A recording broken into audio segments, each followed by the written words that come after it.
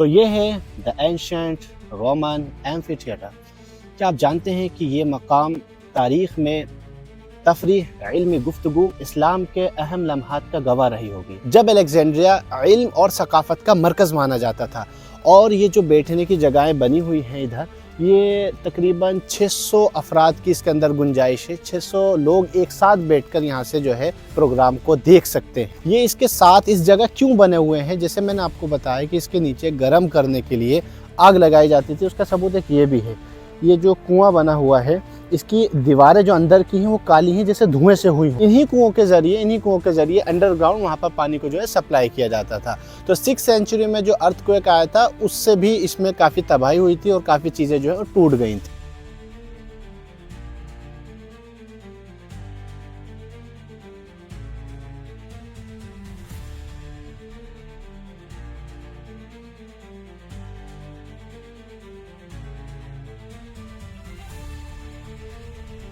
अब हम जो है अंदर आ चुके हैं, टिकट हमने ले लिया है।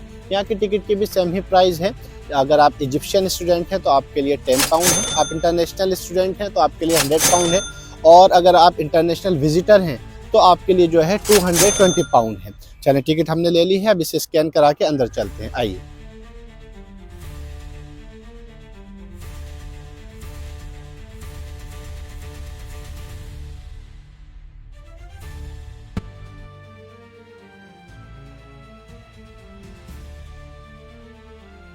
तो ये है द एंशंट रोमन एम्फीथिएटर।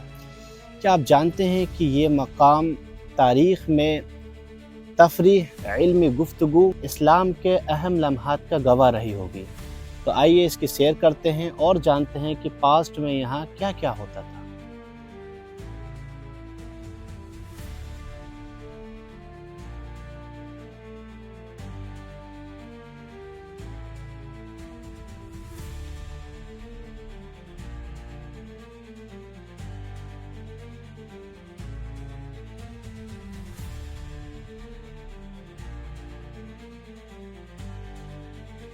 ये एम्फीथिएटर तकरीबन 4th सेंचुरी एडी में बनाया गया था।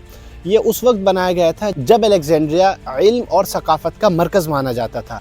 और ये जो बैठने की जगहें बनी हुई हैं इधर, ये तकरीबन 600 अफराद की इसके अंदर गुंजाइश है। 600 लोग एक साथ बैठकर यहाँ से जो है प्रोग्राम को देख सकते हैं। ये थिएटर म्यूज़िक, फ़िलासफ़ी और अवामी तक़रीबात के लिए इस्तेमाल किया जाता था। और इसका जो आप शेप देख रहे हैं, ये घोड़े की नाल की तरह है, ठीक। और इसके पीछे जो ये पिलर हैं, इस पर पहले एक डोम भी हुआ करता था ताकि इसे जो है कवर किया जा सके।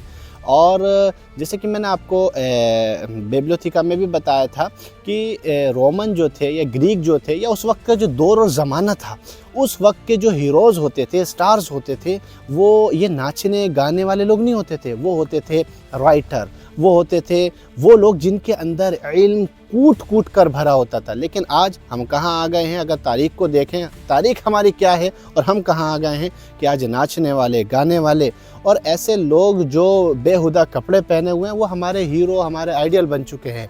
उस वक्त राइटर और ऐसे ऐसे लोग जो जिनके अंदर इल्म कसरत से था, उन्हें देखने के लिए भीड़ होती थी। वो अगर यहाँ आते थे तो ये पूरा थिएटर भर जाया करता था। तो उनको देखने के लिए, उनके प्रोग्राम्स के लिए इसे बनाया गया था। लेकिन आज जो थिएटर है, उनके हालात आप बेहतर तरीके से जानते हैं कि आज थिएटर किस लिए बनाए जाते हैं और क्यों बने हुए होते हैं।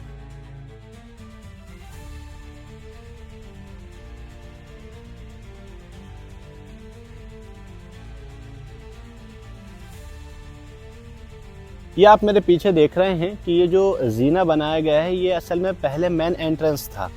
और बाद में जो है 1960 से लेकर के और सन 2008 तक इसमें मज़ीद काम कराया।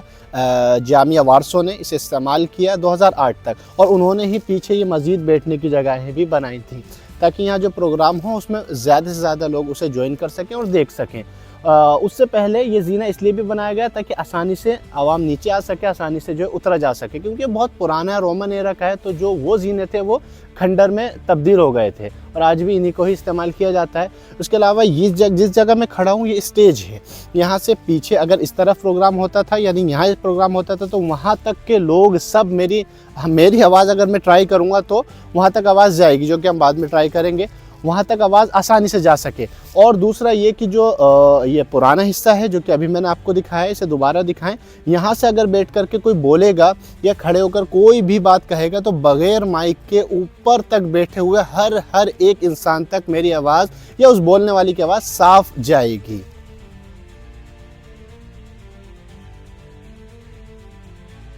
अब थिएटर देखने के बाद हम चलते हैं जो द ऑडिटोरिया है उसे देखने। ऑडिटोरिया यानी वो हॉल्स जहाँ पर लेक्चर्स हुआ करते थे, स्टूडेंट पढ़ाई किया करते थे। ये उधर का रास्ता, आप रास्ता देखें कितना खूबसूरत रास्ता है।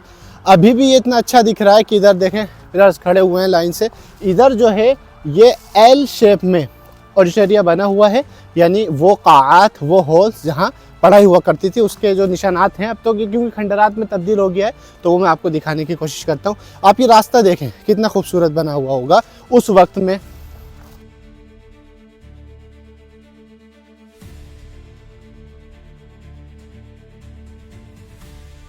अब जो है हम इस हॉल के पास आए। जैसे कि मैंने आपको बताया कि एल शेप में बना हुआ है और इसके अंदर 22 हॉल हैं जिनको ABCD के हिसाब से नाम दिया गया है। ये जो है ये हॉल J है। इसे आप अंदर से देखें कि ये अलग अलग शेप में बने हुए हैं, कुछ रेक्टेंगल शेप में है, कुछ स्क्वायर में है। तो इस इधर देखें कैसे ये बनाया गया है बैठने का और पढ़ने के हिसाब से, कि वहाँ लेक्चर होता होगा, स्टूडेंट बैठते होंगे और यहाँ जो है प्रोफेसर वगैरह पढ़ाते होंगे।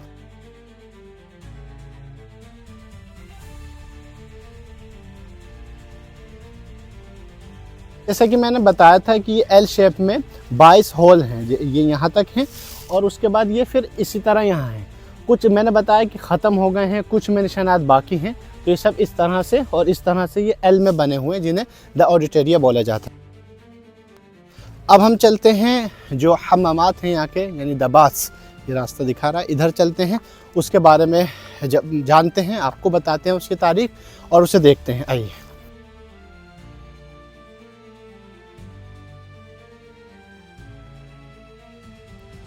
तो ये हैं वो हम्मामात द बाथ्स जो आपको रेड ब्रिक्स से बने हुए दिख रहे हैं। उस वक्त ये रेड ब्रिक्स नई आई थी, इस वजह से इसको उससे बनाया गया। और दूसरी वजह ये थी कि इसके ज़रिए पानी को गर्म रखा जाता था। ये दो तरह से बने हुए हैं। जो आगे के हैं वो तो गर्म पानी के लिए एक पूल की शक्ल में बनाया हुआ था, और इसके पीछे जो बिल्कुल अब ख़त्म हो चुका है वो ठंडे पानी के लिए था। इनको गर्म और ठंडा पानी को कैसा रखा जाता था कि ये जो आगे वाले हैं इसे गर्म करने का तरीका ये था कि इसके नीचे जो पुराना इजिप्शियन सिस्टम है, इसके नीचे भूसे के ज़रिए आग लगाई जाती थी, जिसकी वजह से पानी जो है ऊपर का गर्म हो जाया करता था। और जो पीछे, इसके बारे में मैंने बताया, जो पीछे है उसका पानी इस वजह से ठंडा रहता था या रखा जाता था कि उसके ऊपर एक छत डाली जाती थी, छाँव डाली जाती थी, जिसकी वजह से पानी पर धूप भी न पड़े और पानी जो है वो ठंडा रहे। तो ये तकरीबन 4th सेंचुरी में बना था, 4th सेंचुरी AD में, और 7th सेंचुरी में ख़त्म हो गया क्योंकि ये जो रेड ब्रिक्स हैं ये उससे जो है झेल नहीं सकी और ये जो है कायम नहीं रह सका और ना कामयाब हो सका और ख़त्म हो गया। यहाँ पर आप देख सकते हैं ये छोटे छोटे प्राइवेट बाथ भी बने हुए हैं, जैसे ये है, उधर है, वो इससे छोटा है, उसके बाद इधर बना हुआ है, उधर उससे थोड़ा बड़ा बना हुआ है। ये वही पूल है जिसके बारे में मैंने बताया था। ये इसके साथ इस जगह क्यों बने हुए हैं, जैसे मैंने आपको बताया कि इसके नीचे गर्म करने के लिए आग लगाई जाती थी, उसका सबूत एक ये भी है।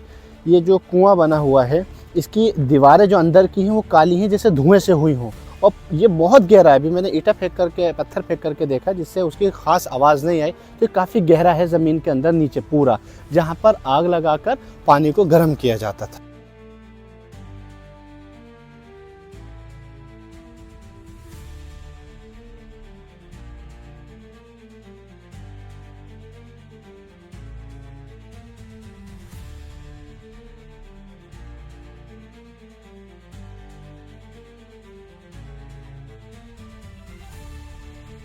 इनके रेसिडेंशियल एरिया के बाद इस जगह जो है इनकी डाइनिंग हुआ करती थी।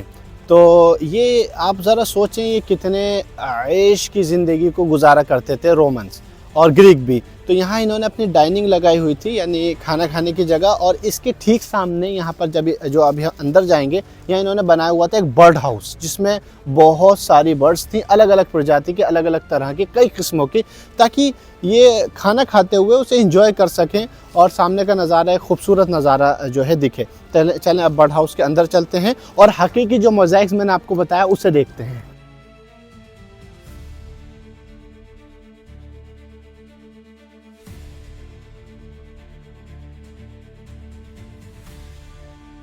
एरिया जो था ये सन 117 से 138 के बीच जो है इस्तेमाल किया गया।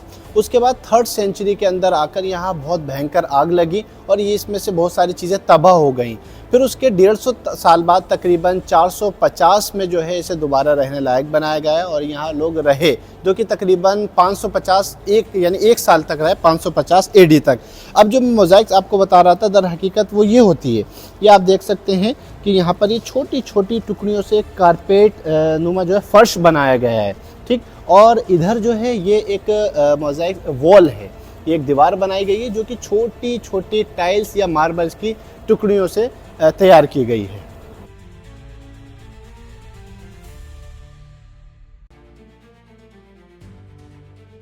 यहाँ पर जो है बड़े बड़े 6 कुएं बनाए गए थे, 2-2 की जोड़ी में, 2 इधर 2 उधर और 2 उधर। इन कुओं के अंदर पानी को स्टोर किया जाता था और जो मैंने आपको बाथ और हमामात दिखाए थे ठंडे पानी और गर्म पानी के, इन्हीं कुओं के ज़रिए अंडरग्राउंड वहाँ पर पानी को जो है सप्लाई किया जाता था। तो 6th सेंचुरी में जो अर्थक्वेक आया था उससे भी इसमें काफ़ी तबाही हुई थी और काफ़ी चीज़ें जो है टूट गई थी।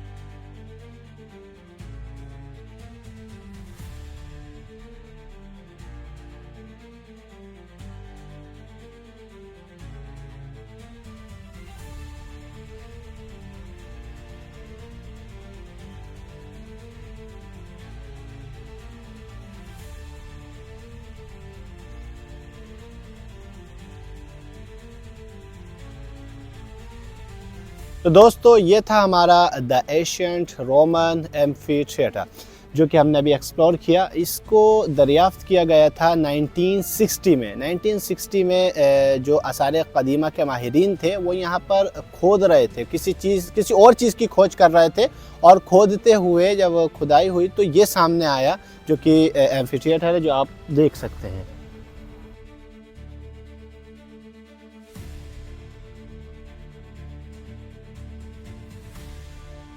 तो इसी के साथ जो हमारा ये एम्फी थिएटर का एपिसोड था अलेक्जेंड्रिया प्लेलिस्ट का, उम्मीद करता हूँ ये आपको पसंद आएगा, और जिस तरह आप पुराने व्लॉग्स को शेयर करते हैं इसे भी शेयर करें, और हमारे चैनल दीन एंड लाइफ को ज़्यादा से ज़्यादा लाइक करें और उसे शेयर करें, और सब्सक्राइब खुद भी करें और दूसरों से भी कराएं।